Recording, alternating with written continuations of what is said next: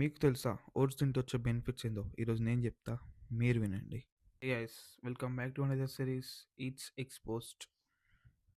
First మనం oats ఎన్ని types తెలుసుకుందాం. They are whole oat groats, steel cut oats, Scottish oats, rolled oats, quick oats, instant oats and oat bran.